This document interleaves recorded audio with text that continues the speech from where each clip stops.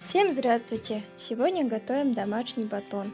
Подойдет любое дрожжевое тесто, у меня на яичном белке.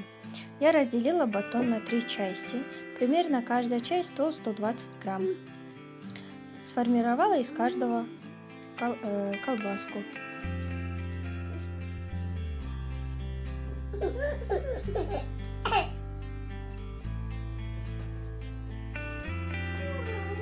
Лист смазываем растительным маслом и отправляем в наш хлебушек.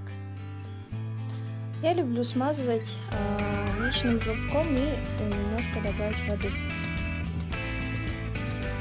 Дальше посыпаю немножко мукой. Можете смазать растительным маслом. Режем, как показано на видео. Я назвала этот батон зернышко.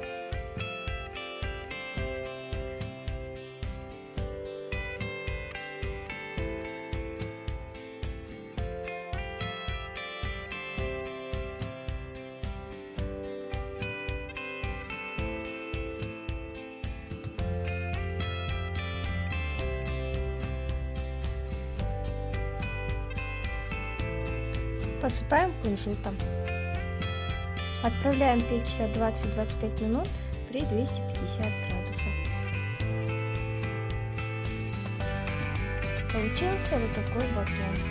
Красивый, быстро готовится и очень вкусный. Готовьте с удовольствием, приятного аппетита. Не забудьте подписаться на мой канал. До скорой встречи!